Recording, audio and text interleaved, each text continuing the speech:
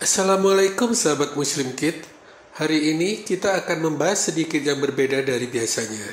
Kita akan membahas makhluk ciptaan Allah selain manusia, yaitu jin, berdasarkan Al-Quran dan As-Sunnah. Mengapa harus berdasarkan Al-Quran dan As-Sunnah? Agar kita tidak tersesat. Karena banyak informasi mengenai makhluk gaib di masyarakat bersumber dari omongan dukun atau wasiat khurafat yang turun-menurun. Mengenal jin. Yang pertama, jin adalah makhluk yang diciptakan oleh Allah dari nyala api. Allah berfirman dalam surat Ar-Rahman ayat 15, dan Dia menciptakan jin dari nyala api. Yang kedua, jin diciptakan sebelum manusia sebagaimana Allah berfirman dalam surat Al-Hijr ayat 27. Dan kami telah menciptakan jin sebelum Adam dari api yang sangat panas. Yang ketiga, bangsa jin ada jenis laki-laki dan perempuan, serta berkembang biak seperti umat manusia. Allah berfirman, di dalam surga itu ada bidadari-bidadari yang sopan menundukkan pandangannya, tidak pernah disentuh oleh manusia sebelum mereka, dan tidak pula oleh jin. Surat Ar-Rahman ayat 56. Yang keempat, jin dan manusia diciptakan hanya untuk beribadah kepada Allah semata, sebagaimana Allah berfirman, dan aku tidak menciptakan jin dan manusia, melainkan supaya mereka mengabdi kepadaku. Surat Az-Zariyat ayat 56. Kelima, bangsa jin ada yang kafir, ada yang muslim, musyrik, mukmin, fasik, zalim. Allah berfirman dalam pernyataan jin, dan sesungguhnya di antara kami ada orang-orang yang soleh, dan di antara kami ada pula yang tidak demikian halnya. Adalah kami menempuh jalan yang berbeda-beda. Surat Al-Jin ayat 11. Allah berfirman dalam pernyataan jin lainnya, dan sesungguhnya di antara kami ada orang-orang yang taat, dan ada pula orang-orang yang menyimpang dari kebenaran. Barang siapa yang taat, maka mereka itu benar-benar telah memilih jalan yang lurus. Surat Al-Jin ayat 14. Yang keenam, dalam kondisi normal, jin bisa melihat kita, tetapi kita tidak bisa melihat mereka. Allah berfirman, hai anak Adam, janganlah sekali-kali kamu dapat ditipu oleh syaitan sebagaimana ia telah mengeluarkan kedua ibu bapamu dari surga. Ia menanggalkan dari kedua pakaiannya untuk memperlihatkan kepada kedua auratnya. Sesungguhnya ia dan pengikut-pengikutnya melihat kamu dari suatu tempat yang kamu tidak bisa melihat mereka. Sesungguhnya kami telah menjadikan setan-setan itu pemimpin-pemimpin bagi orang-orang yang tidak beriman. Surat Al-A'raf ayat 27. 7. Sebagian bangsa jin ada yang mampu menampakkan dirinya di hadapan manusia, sebagaimana iblis menampakkan dirinya sebagai kakak tua dari Najd di malam pertemuan rahasia pimpinan musyrikin Makkah di Darun Nadwa untuk melakukan makar terhadap Rasulullah SAW.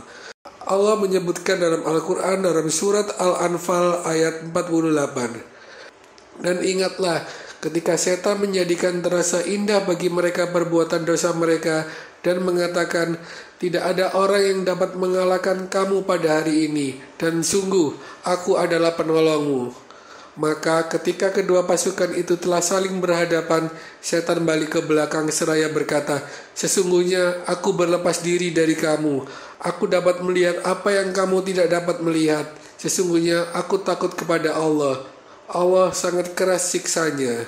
8. Jin itu beraneka bentuk, sebagaimana dijelaskan oleh Rasulullah SAW bersabda. Dari Abu Salabah Al-Qushaini radhiyallahu anhu, bahwa Rasulullah SAW bersabda, jin itu ada 3 golongan. Ada golongan yang memiliki sayap-sayap berterbangan di udara, ada golongan ular-ular dan anjing-anjing, dan ada golongan yang mereka menetap dan berpindah-pindah. Hadis riwayat At-Tabrani, Al-Hakim, Al-Baihaqi dengan sanad sahih. 9. Jin membutuhkan makan dan minum. Dari Abdullah bin Mas'ud radhiyallahu an berkata, Rasulullah SAW bersabda, telah datang kepadaku dai penyeru dakwah dari bangsa jin, maka aku pergi bersamanya. Aku bacakan kepada mereka Al-Quran. Beliau bersabda, Penyeru itu mengajak kami berjalan. Dia tunjukkan kepada kami perlengkapan mereka dan perlengkapan api mereka. Mereka bertanya tentang perbekalan mereka. Maka beliau menjawab, makanan kalian itu, wahai golongan jin, adalah setiap tulang yang disebutkan nama Allah saat penyembelihannya, yang berada di tangan kalian yang masih ada sisa-sisa dagingnya. Dan semua kotoran unta adalah makanan binatang ternak kalian. Nabi SAW bersabda, maka janganlah kalian beristinja dengan keduanya, tulang dan kotoran unta, karena keduanya adalah bekal saudara-saudara kalian. Hadis riwayat Muslim. Bahkan Rasulullah SAW menjelaskan cara makan jin kafir atau setan dan cara minumnya. Dari Ibnu Umar bahwasanya Rasulullah SAW bersabda, apabila salah seorang dari kalian makan, maka makanlah dengan tangan kanannya, dan apabila ia minum, maka minumlah dengan tangan kanannya, karena setan makan dan minum dengan tangan kirinya. Hadis riwayat Muslim. 10. Setiap manusia didampingi jin dan malaikat. Rasulullah SAW bersabda, tidak ada seorang pun dari kalian kecuali ia disertai oleh satu korin pendamping dari jin dan satu korin dari malaikat. Para sahabat bertanya, dan engkau juga wahai Rasulullah? Rasulullah menjawab, ya, termasuk saya. Hanya saja Allah menolong saya sehingga jin itu masuk Islam. Ia tidak pernah menyuruh saya kecuali untuk kebaikan. Hadis riwayat Muslim. 11. Jin semuanya mengalami kematian dan akan menghadapi balasan nikmat kubur atau siksa kubur. Karena syariat yang dibawa oleh para nabi, termasuk Nabi Muhammad SAW, ini berlaku untuk jin dan manusia. Dari Ibnu Abbas, Rasulullah SAW bersabda, aku berlindung dengan kegagahanmu, yang tidak ada Tuhan selain engkau, yang tidak akan mati, sementara jin dan manusia semuanya akan mati. Hadis riwayat Bukhari. Adapun iblis sebagai pemimpin setan memohon kepada Allah agar diberi umur panjang sampai hari kiamat. Allah menjelaskan dalam Al-Quranul Karim. Iblis menjawab, beri tangguhlah saya sampai waktu mereka dibangkitkan. Allah berfirman, sesungguhnya kamu termasuk mereka yang diberi tangguh. Iblis menjawab, karena engkau telah menghukum saya tersesat, saya benar-benar akan menghalang-halangi mereka dari jalan engkau yang lurus. Kemudian saya akan mendatangi mereka dari muka dan dari belakang mereka, dari kanan dan kiri mereka, dan engkau tidak akan mendapati kebanyakan mereka bersyukur. Surat Al-A'raf ayat 14-17. 12. Setan dari golongan jin bisa masuk ke dalam jasad manusia. Allah berfirman, orang-orang yang memakan riba tidak dapat berdiri, melainkan seperti berdirinya orang yang kemasukan setan karena gila. Yang demikian itu karena mereka berkata jual beli sama dengan riba. Padahal Allah telah menghalalkan jual beli dan mengharamkan riba. Barang siapa mendapati peringatan dari Tuhannya lalu dia berhenti, maka apa yang telah diperolehnya dahulu menjadi miliknya, dan urusannya terserah kepada Allah. Barang siapa mengulangi, maka mereka itu penghuni neraka, mereka kekal di dalamnya.